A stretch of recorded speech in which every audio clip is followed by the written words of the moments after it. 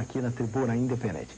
Reinaldo, gostaria de ouvir a sua participação. Muito obrigado, Marcos. Professor, eu pergunto ao senhor, em que medida os educadores, uma vez que o nosso tema é educação e cultura, em que medida os educadores das escolas de ensino fundamental, médio e mesmo nas universidades sonegam conhecimento de qualidade para os alunos?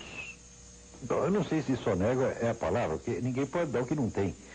Quer dizer, a atual geração de professores já é vítima de uma deterioração que vem assim, há 30 ou 40 anos, vem declinando. O ponto que nós chegamos pode ser avaliado pelas duas aferições feitas pelo tal do Provão. Mas que, se você for ver todas as instituições de ensino, tá certo?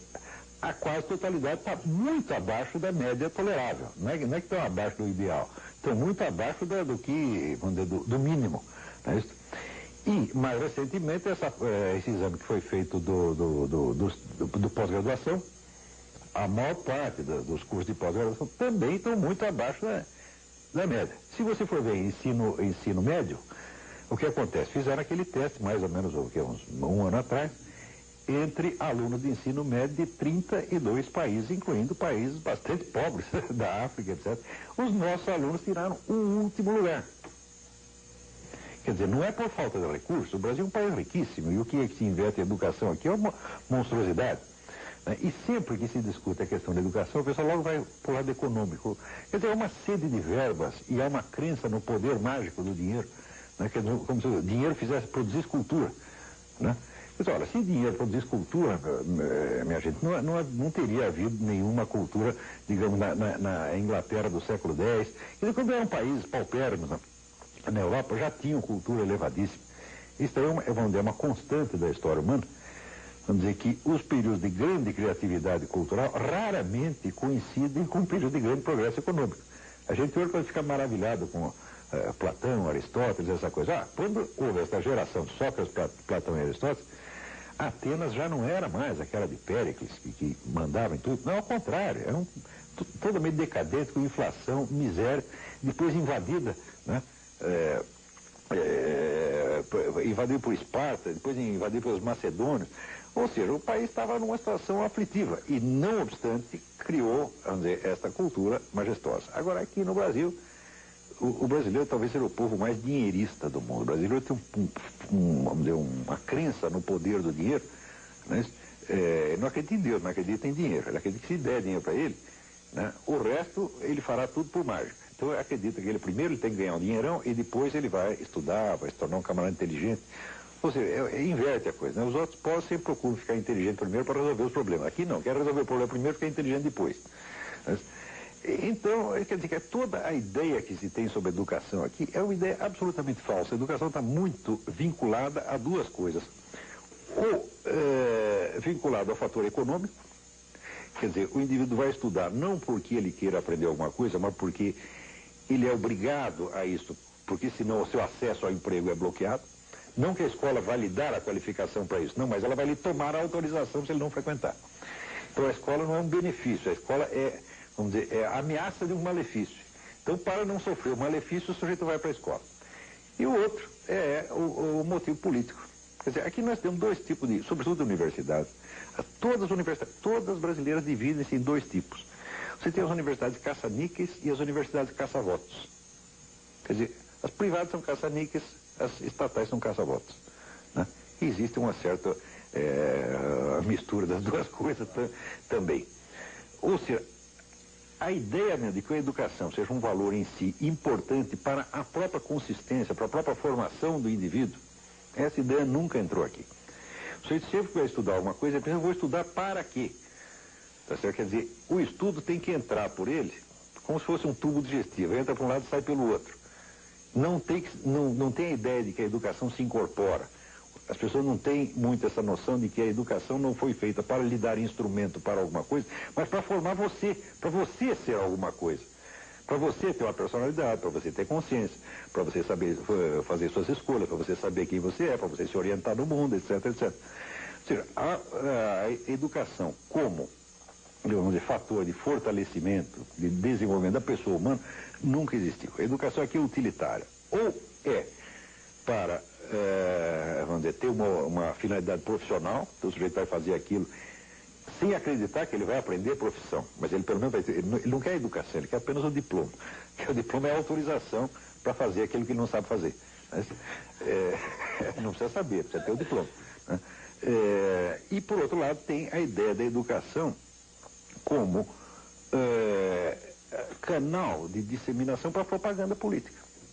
Uma doutrinação ideológica absolutamente imbecil, que hoje tomou conta de praticamente tudo. Então, é por isso que a situação é catastrófica. A cultura brasileira, a sociedade brasileira, parece que ela é contra o conhecimento. Ela só quer, não quer o conhecimento, ela quer um arremedo de conhecimento que sirva ou para fins econômicos ou para fins políticos. Ora, não é de hoje que o Brasil é assim, sempre foi um pouco, mas isso foi aumentando, aumentando, aumentando. E agora está vindo a conta. A conta é o fracasso total da nossa educação.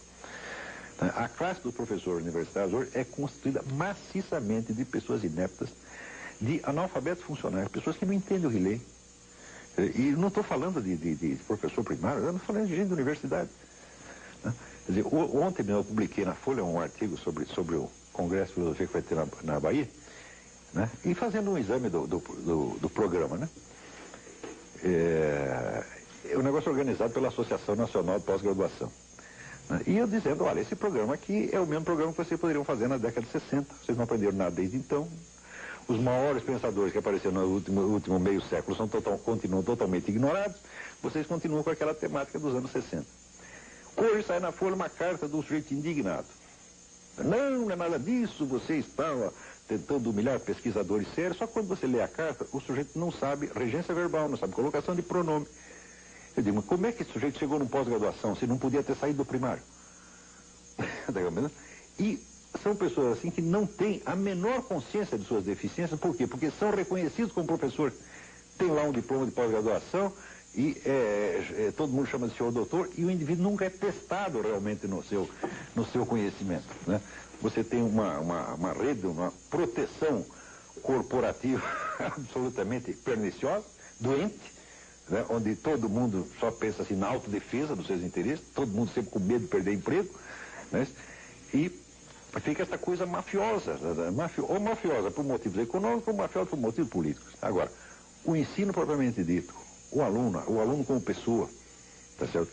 Pessoa, eu vou dizer, que tem as suas dúvidas, tem as suas dificuldades, porque a consciência humana ela não cresce assim que nem banana, tá entendendo? Ela precisa ser fomentada, precisa ser ajudada. Todo ser humano precisa deste socorro no começo da sua vida. Essas necessidades do aluno são absolutamente desprezadas. Só se quer saber o seguinte, quanto a faculdade vai ganhar com o aluno por mês, ou em quem que ele vai votar depois que ele sair daqui. E, naturalmente, tem que votar nos partidos mais poderosos. Então, toda a classe estudantil brasileira está sendo vilmente usada para sustentar picaretas. Nós estamos na Tribuna Independente, hoje com a presença do filósofo, escritor e jornalista Olavo de Carvalho. Doutor Olavo, o senhor me permite, mas como mudar essa situação que o senhor coloca como dramática? Se eu soubesse. Porque o senhor, na verdade, faz até uma denúncia muito forte aqui. É terrível a situação. Mas como mudá-la? Eu não sei como mudar, porque é uma coisa tão complicada, levou tanto tempo para a gente chegar nisso, que, olha, é tão grande o problema, eu acho que transcende muito a minha capacidade. Agora, a primeira coisa que a gente tem que fazer para ter uma esperança de poder resolver o problema é ter uma noção do tamanho dele. Aqui no Brasil, todo mundo é educador, técnico de futebol, médico e economista, não é isso? Bom, pelo menos dentro de casa, né? Eu posso ser um educador, mas eu sou educador dos meus alunos, eu não sou educador do Brasil. Eu não poderia ser ministro da Educação. Eu digo para você, eu não tenho competência para ser ministro da Educação. O problema da educação brasileira é tão grande que é preciso pessoas que tenham consagrado a sua vida a aquele assunto, tá certo? Quer dizer, não é com 3 meses de lendo meia dúzia de publicações que você vai saber o que se passa e como é que as coisas estão. Então aqui todo mundo oferece soluções para as coisas, mas, vamos dizer, um dever óbvio de modéstia intelectual é você reconhecer quando um problema é maior do que você. Gostaria, doutor Samuel Isaac. Professor, com o costumeiro brilhantismo, o senhor diagnosticou a posição do ensino no Brasil. Eu indago do senhor. O senhor identificou em alguma época da história, ou mais recentemente, alguma tentativa inteligente, válida e bem intencionada de alterar esse estado de coisas, eu digo alguma reforma, porque a minha geração assistiu a algumas tentativas de mudanças, de reformas, algumas reformas até que se identificaram com os próprios autores. A reforma Capanema, por exemplo, ou para citar uma mais recente do governo de Fernando Henrique, tentativas de mudanças. O senhor identifica nelas alguma consequente, alguma que tenha sido feita com honestidade, para dizer objetivamente, e que tiveram algum resultado na sua ótica? Bom, eu não posso julgar toda a história da educação no Brasil, mas houve alguns momentos que são, me parece, notáveis. No tempo do Getúlio Vargas se fez muita coisa pela educação no Brasil. Tá certo? Foi o homem que começou tudo. O senhor mesmo citou aí o Capanema. Né? Mas foi um governo que durou muito. Ficou muito tempo no poder. Então alguma coisa tem que fazer. Mas, agora, pelo menos o Getúlio Vargas ele tinha uma noção de conjunto do Brasil. Isso não quer dizer que eu seja, vamos dizer, um saudosista do Getúlio Vargas ou um adepto. Não, se eu tivesse no tempo do Getúlio Vargas, eu seria o inimigo do Getúlio Vargas, certamente. Mas, depois que passa o tempo, a gente tem que reconhecer os méritos dos mortos, assim como o nosso governo militar. Na época do governo militar, eu era totalmente contra. Hoje, que passou 20 anos, nós podemos fazer o balanço e ver méritos e deméritos, né? Com Getúlio Vargas a mesma coisa. Eu acho que ele fez muita coisa pela educação e pela cultura brasileira. Mas, aí é o problema. Quando aparece um governante que ele tem as melhores intenções e tem vontade firme e quer fazer mesmo, ele vai se defrontar com uma espécie de resistência muda, resistência tácita, né? Da resistência passiva da sociedade, que simplesmente não quer melhorar. Eu vou dar um exemplo. Por exemplo, o Getúlio Vargas tentou fazer alguma coisa pela música brasileira e pelo cinema brasileiro, por exemplo. Então chamou de volta as duas melhores pessoas que tinha no ramo, que eram o Heitor Villa-Lobos, para a música, e o Alberto Cavalcante, para o cinema. Cavalcante era um cineasta brasileiro que fez uma carreira brilhante na Inglaterra, como documentarista, aprendeu com os melhores diretores da época. E chegou então Villa-Lobos e Alberto Cavalcante com os maiores planos, aquele entusiasmo patriótico, aquela coisa toda. 2 anos depois já tinha ido embora. Quer dizer, não aguenta a resistência do meio, a mesquinharia, a fofocagem, gente puxando o tapete. Quer dizer, se para um camarada que quer construir, tem 900 puxando o tapete. Isso é uma coisa constante na nossa cultura. Quer dizer, a cultura é do seguinte: onde eu não dei certo, o outro também não pode dar. Se eu fracassei, você tem que fracassar também. Então é a cultura do caranguejo no balde, tá entendendo? Tem um monte de caranguejo no balde, um caranguejo quer sair, mas o outro pendura na perna dele e vai tudo para baixo. Tá certo? Isso é uma coisa muito profunda no Brasil. Esse culto do fracasso, tá certo? E o culto de tudo que vai para baixo. Tá certo? E, evidentemente, isso tem reflexos terríveis no conhecimento. As pessoas não querem obras de alto nível, não querem não, isso ofende. O sujeito que faz, por exemplo, a obra de Villa-Lobos, é uma ofensa. Aliás, o Tom Jobim diz no Brasil, o sucesso é insulto pessoal. Digo, olha, o sucesso é insulto pessoal e o conhecimento é um insulto maior ainda. Porque as pessoas acreditam que todo mundo que estuda para humilhá-las. Eu confundo conhecimento com pedantismo, conhecimento com busca de poder. Porque, na prática, muita gente só estuda um pouquinho para esse fim mesmo, mas nem todo mundo faz isso. Tem gente que é muito sincera. Né? Não se pode dizer que Villa-Lobos só estuda o que fez só por vaidade ou para humilhar os outros, ou por pedantismo. Não, ele estava sinceramente interessado naquilo. Ou o próprio Cavalcante, tá certo? E tantos outros brasileiros que fizeram coisas de muito valor.